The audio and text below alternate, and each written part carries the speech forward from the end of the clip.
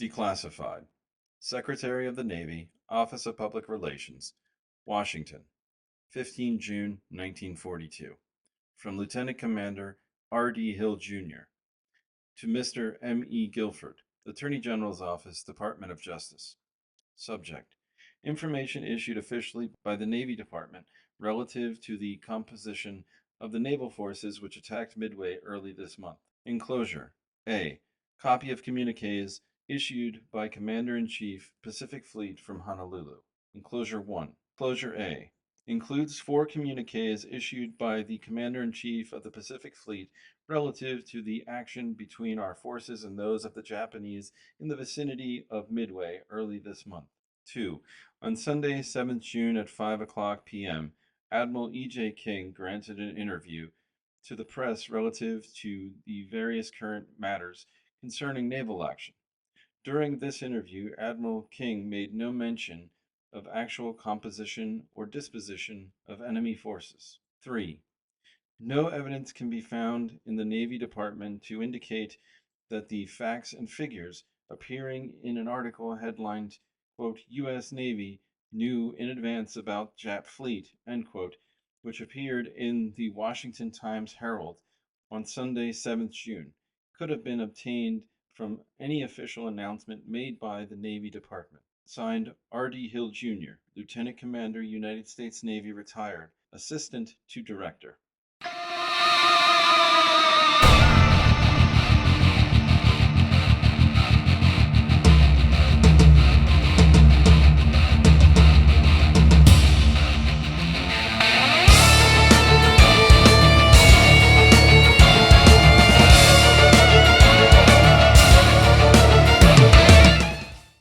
Communiques issued by Commander-in-Chief, Pacific Fleet, Admiral Chester W. Nimitz, Honolulu, 4th June, AP. A communique issued by Admiral Chester W. Nimitz.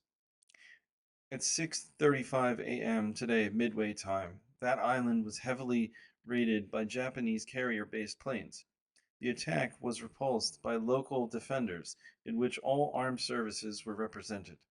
A heavy toll of attacking planes were taken. Damage to material and installations on Midway was reported minor.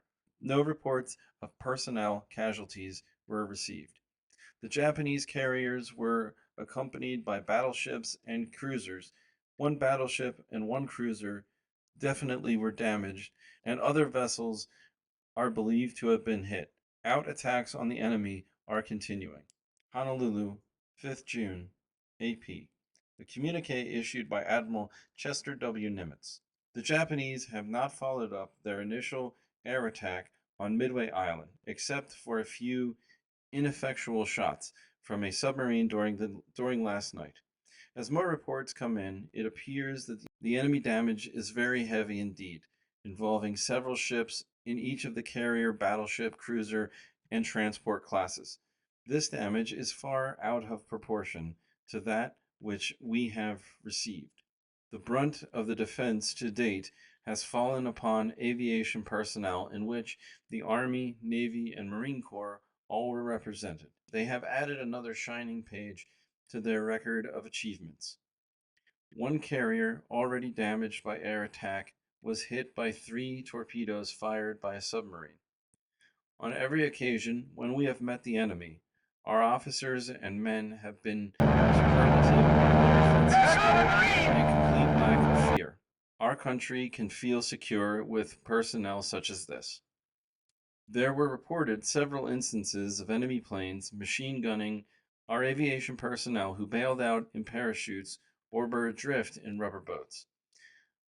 While it is too early to claim a major Japanese disaster, it may be conservatively stated that the United States control remains firm in the Midway area. The enemy appears to be withdrawing, but we are continuing the battle.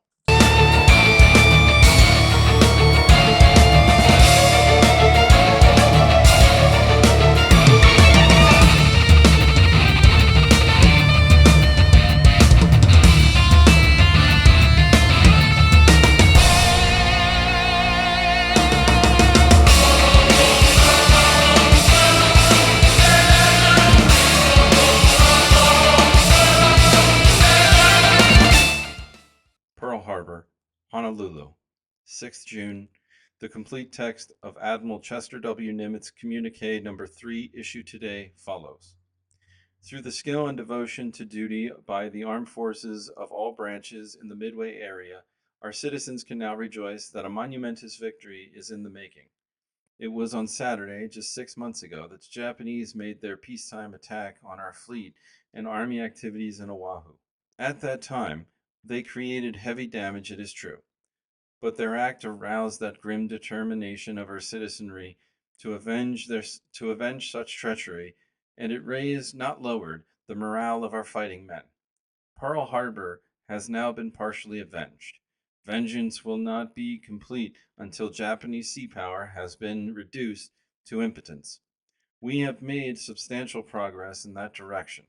Perhaps we will be forgiven if we claim that we are midway to our objective.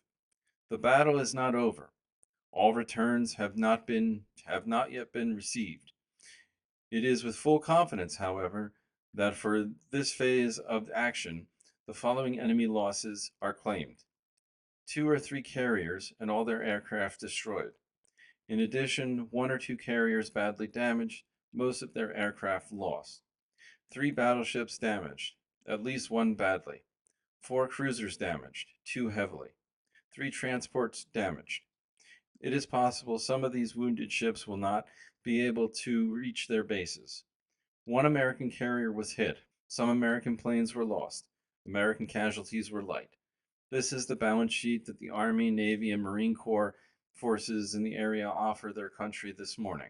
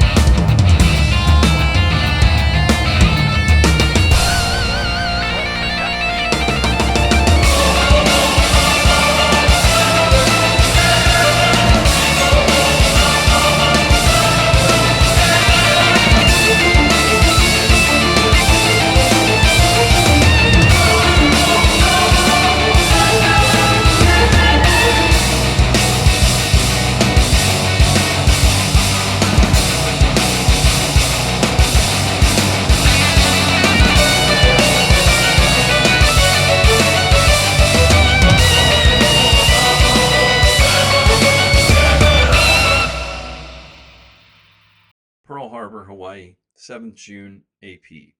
A communique from Admiral Chester W. Nimitz, commander of the Pacific Fleet. The enemy appears to be withdrawing. Contact was lost during last night. Additional damage was inflicted on 2 enemy cruisers. Until all reports can be checked, it is impossible to state whether these cruisers are in addition to those reported in communique number 3 or whether they were damaged carriers included in previous reports. 1 enemy destroyer was sunk.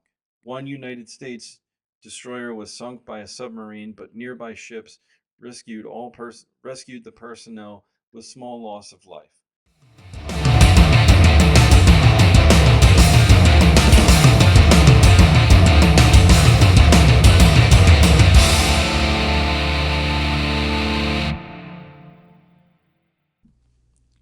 Thank you for watching our video.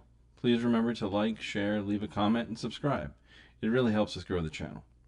Also, if you're looking for more history-related content, then we invite you to head over to our website, americasbesthistory.com. There you'll find hundreds of well-researched articles on a plethora of topics ranging in dates from 1491 to the present day. We upload new articles weekly. Hope to see you there.